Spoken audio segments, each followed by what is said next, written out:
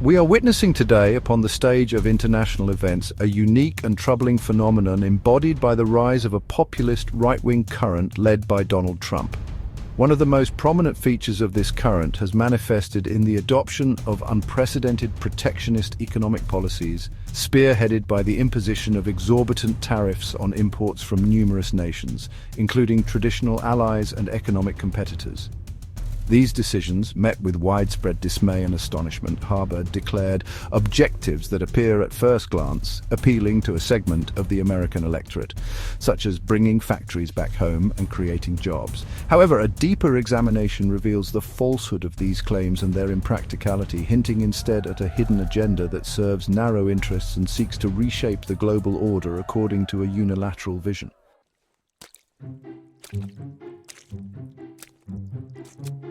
This study, transcending the confines of traditional economic analysis, aims to dissect what has been termed the Trumpian delusion in trade policy and to unveil the true objectives underlying the imposition of these tariffs.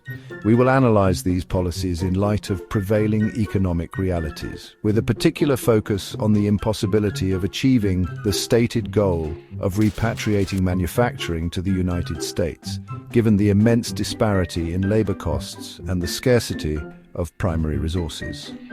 We will also address the geopolitical dimensions of these maneuvers and how the United States employs its economic instruments, notably the dominant dollar and the International Monetary Fund and World Bank, to impose its will and achieve its interests at the expense of other nations, especially developing and impoverished countries where labor is exploited at the lowest possible wages.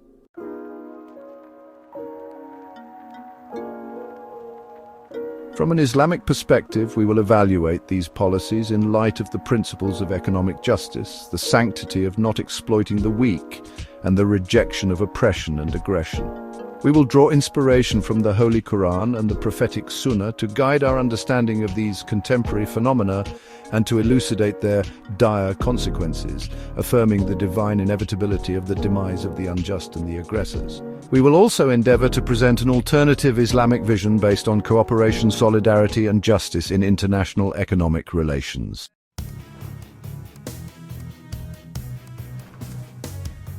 One of the most prominent justifications offered by the Trump administration for imposing tariffs on imports hinges on the promise of bringing factories back to the United States and creating jobs for Americans. This pledge, exploiting the anxieties of a segment of workers who have lost their jobs due to globalization and the relocation of industries to countries with lower production costs, appears appealing at first glance.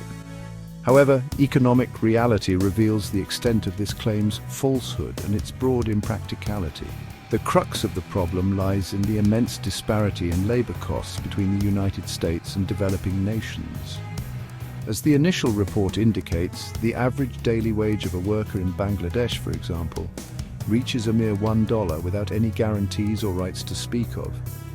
Similarly, other countries such as Thailand and Vietnam suffer from the egregious exploitation of labor in the absence of stringent protection laws and with meager wages.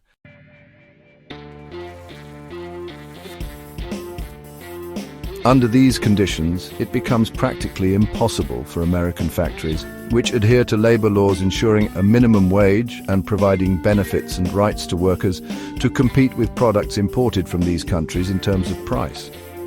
Furthermore, the United States faces another challenge in the scarcity of certain metals and raw materials necessary for heavy industries. The American economy's increasing reliance on advanced technology and services has reduced its investment in the extraction and processing of raw materials, making it heavily dependent on imports from other nations.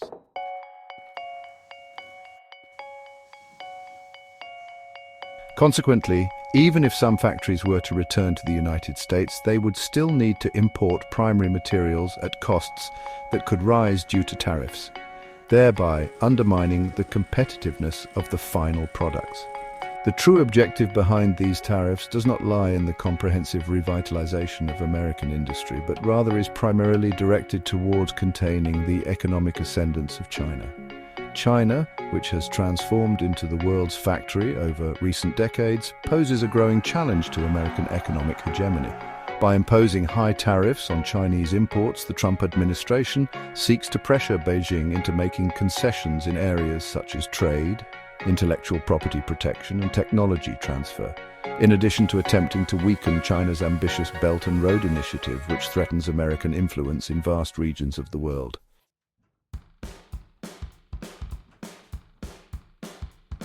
As for the other countries targeted by the tariffs, such as Canada, Mexico, and the impoverished nations of Asia and Africa, the objective appears secondary and primarily serves an agenda of negotiation under conditions that favor American hegemony and interests. These nations either submit to unfair trade terms that ensure the flow of resources and products at preferential prices to the United States, or they face economic chaos that threatens their stability and makes them more susceptible to American blackmail and pressure.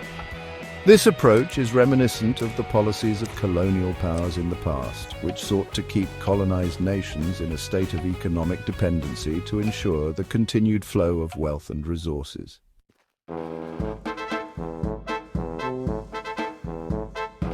From an Islamic perspective, this egregious exploitation of labor in impoverished nations represents a flagrant violation of the principles of justice and humanity urged by our noble faith. Allah Almighty says, "And do not deprive people of their due, and do not commit abuse on earth by spreading corruption." Quran chapter 26 verse 183.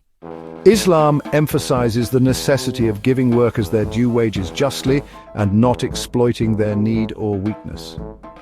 Islam also forbids all forms of oppression, whether economic, social, or political. Policies that permit or encourage the exploitation of labor with meager wages and the denial of their basic rights are contrary to the benevolent teachings of Islam, which call for solidarity, compassion, and justice among all people.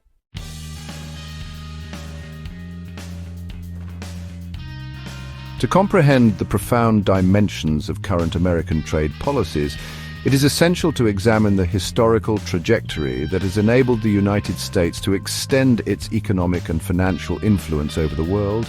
The power wielded by America today is not a sudden occurrence, but rather the product of a series of events, agreements, and policies that have allowed it to entrench the dominance of its currency and financial system on the international stage.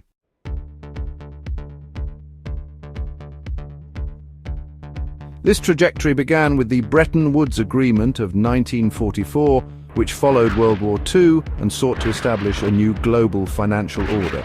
The agreement stipulated the pegging of member countries' currencies to the US dollar, which was in turn pegged to gold at a fixed rate of $35 per ounce. This system made the dollar the global reserve currency, granting the United States a unique privilege in the ability to print dollars without real constraints, backed by global confidence in the strength of the American economy and the dollar's link to gold.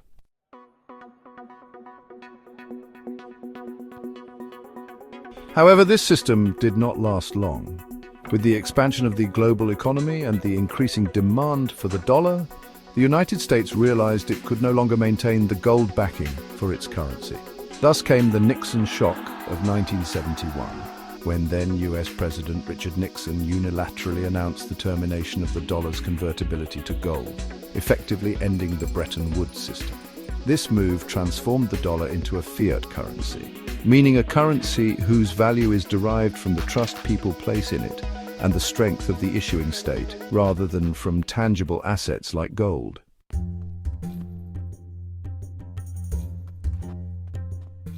This step had enormous repercussions for the global economy. It opened the door for the United States to print dollars in unlimited quantities and use them to purchase resources and goods from other countries, a process the report described as exporting inflation and organized theft. Simply put, America became capable of acquiring the world's assets in exchange for paper notes that represented no real value.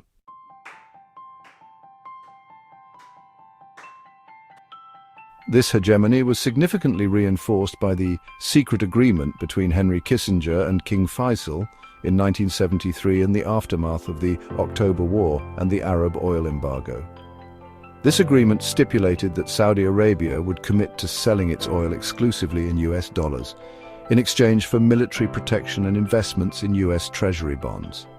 This move transformed oil into a dollar-denominated commodity, forcing all countries wishing to import oil to purchase dollars, thereby creating a constant global demand for the American currency. This system, known as the petrodollar, granted the United States immense power as it became able to print dollars without fear of their devaluation, and to use the dollar as an instrument of geopolitical blackmail against any nation attempting to deviate from this system.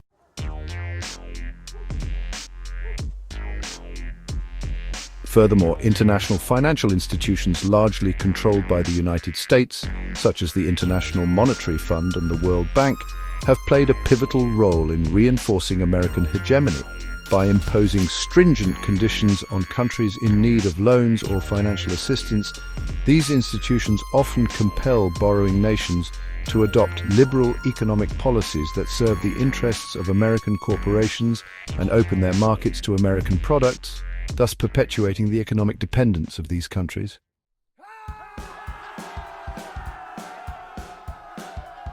As for what has been termed the blood-soaked dollar, it is an expression describing how the United States utilizes its military power to enforce this global financial system and protect its economic interests. The presence of American military bases in over 70% of the world's countries and the imposition of economic sanctions on nations it deems to be outside the system represent powerful tools for ensuring the continued dominance of the dollar and the flow of resources and wealth to the United States.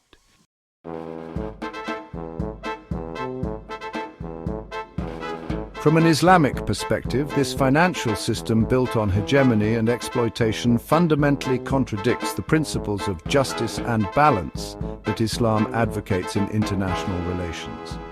Allah Almighty says, "And do not consume one another's wealth unjustly or send it in bribery to the rulers, in order that you may unlawfully consume a portion of the wealth of the people while you know it is unlawful."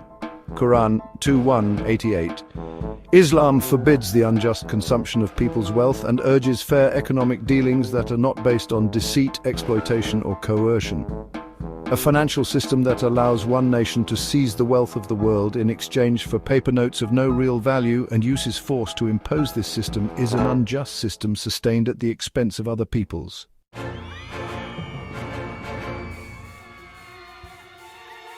The actions and protectionist policies of Donald Trump, in addition to the expansionist ambitions alluded to in the initial report, carry troubling features that resemble what is mentioned in the Holy Quran about the tyranny of Pharaoh. Pharaoh, who consolidated legislative, executive, judicial and media powers in his hands, disregarded principles of justice and counsel, and acted arrogantly in the land without right, finds counterparts in some contemporary leaders who seek to monopolize power and impose their unilateral vision on the world.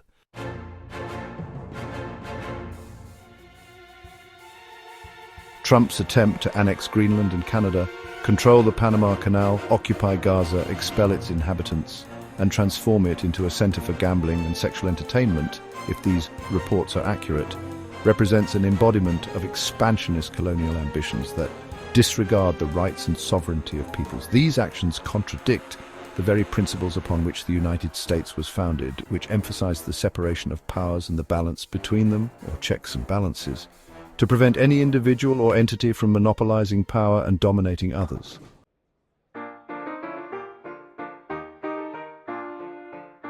What we are witnessing today, in the concentration of power in the hands of one individual and the disregard for international institutions and laws, reminds us of what France experienced before its revolution in 1789, when Louis XIV famously declared, "L'État, c'est moi, I am the state." This is strikingly similar to what is mentioned about Pharaoh in the Quran, regarding his claim to divinity and his autocratic rule. Allah Almighty recounts about Pharaoh, "I do not show you except what I see as best, and I do not guide you except to the way of right conduct." Quran 40:29.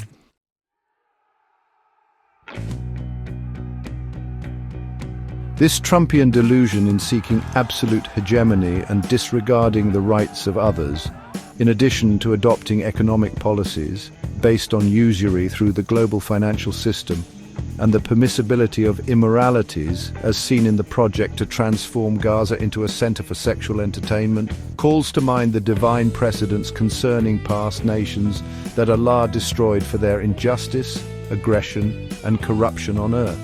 Allah Almighty says, "And how many a city have we destroyed that was insolent in its way of living? And those are their dwellings, not inhabited after them except a little. And we were the inheritors." Quran 28:58.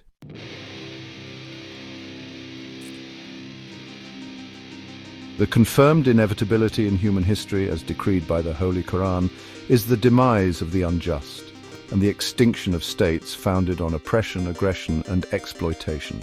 Allah Almighty says, "And those cities, we destroyed them when they wronged, and we appointed for their destruction a time limit." Quran 18:59. The policies pursued by the Trump administration, which are based on imposing will by force, economic exploitation of the weak, and disregard for human and ethical values, carry within them the seeds of their own destruction and collapse.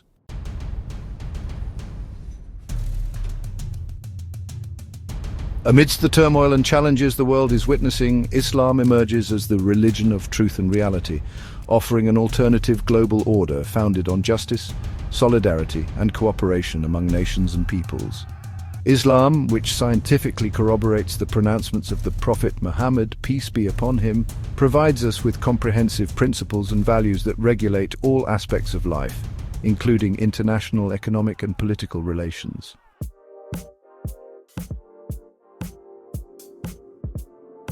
While other religions rely on stories and myths that lack credibility and scientific documentation, Islam presents its noble Sharia, characterized by justice, comprehensiveness, and realism. Islamic positive laws, which are based on divine revelation, surpass the positive laws formulated by humans with their limitations and imperfections. Human-made laws often reflect the interests of a particular group or are influenced by transient circumstances, while Islamic laws are based on absolute justice and encompassing divine wisdom.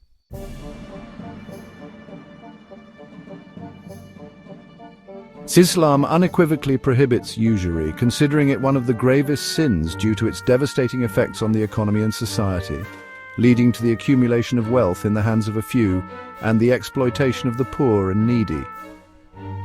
In contrast, the current global financial system dominated by the United States is based on and encourages usury, exacerbating debt and deepening the disparities between wealthy and impoverished nations.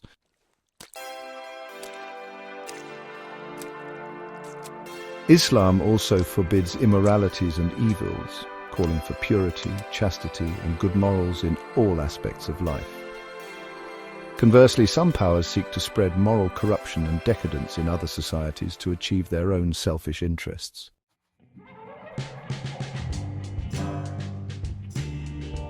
Islam offers an economic system based on solidarity, cooperation, and the just distribution of wealth.